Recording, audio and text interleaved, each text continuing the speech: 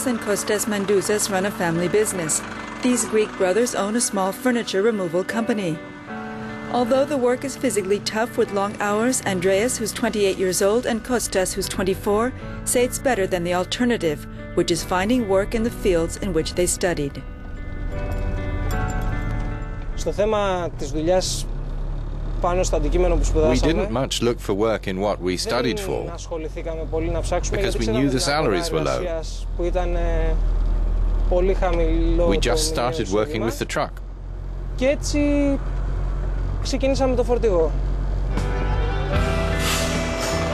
Both brothers went to university in Athens. Andreas studied mathematics and Kostas computer engineering.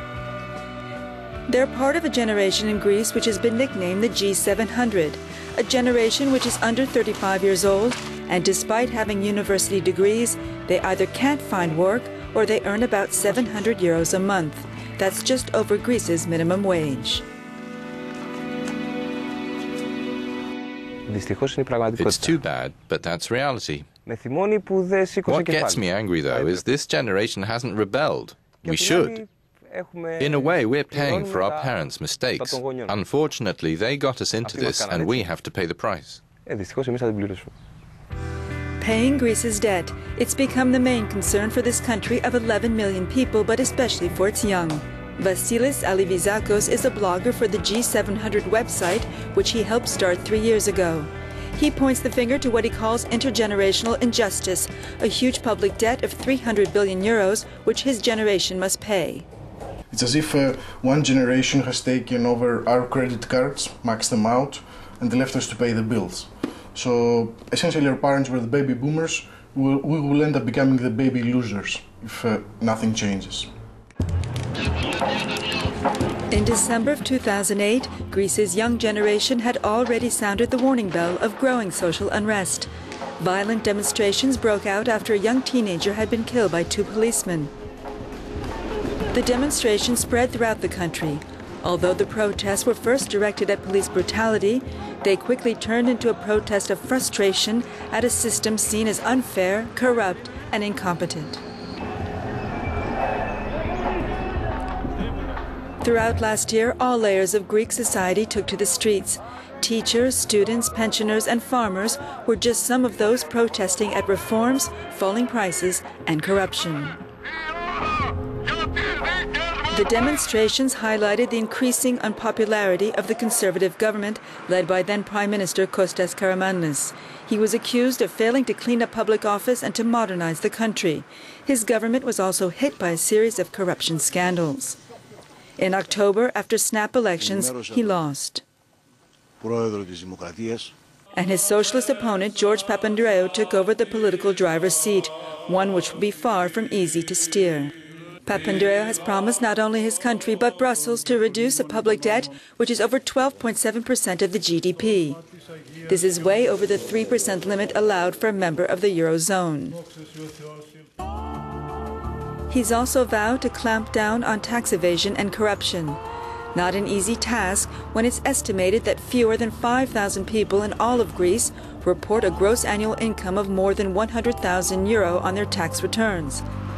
This despite the beautiful homes and yachts visible in Athens. Last December, Transparency International ranked Greece in 71st place out of 180 countries as the most corrupt. Within the EU, it shared last place with Bulgaria and Romania. For Kostas Bakouris, one of the big problems is a lack of credibility.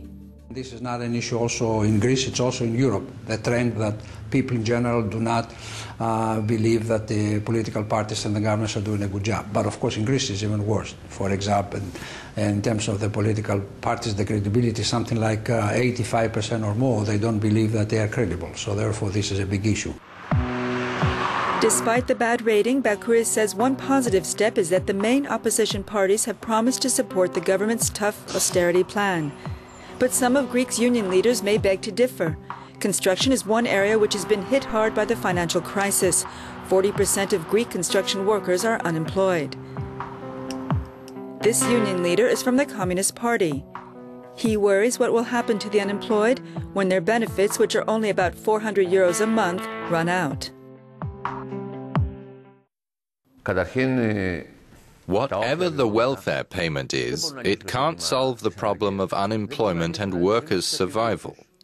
Households are too far in debt to the banks, either with credit cards or in other ways.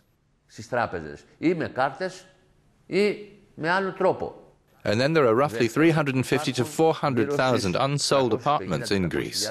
And the consequence is that construction is only going to get going slowly, even if the economy picks up.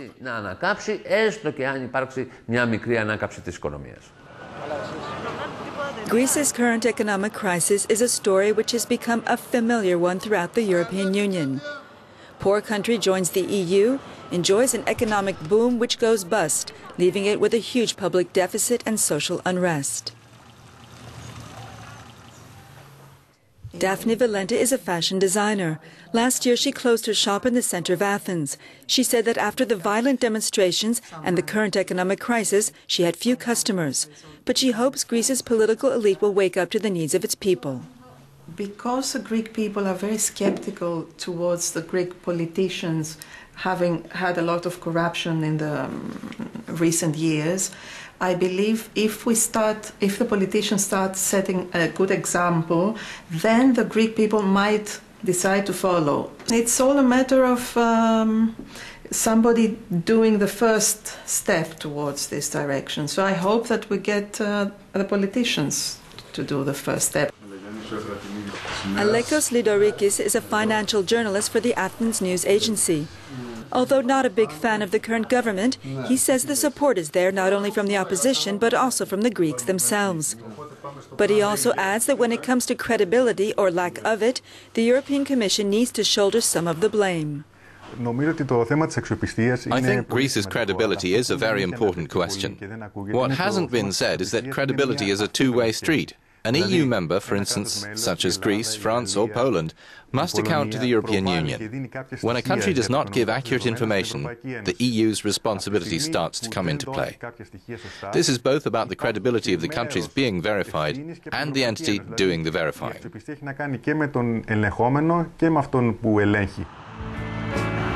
On the 11th of February, this credibility will be put to the test during an EU summit in Brussels.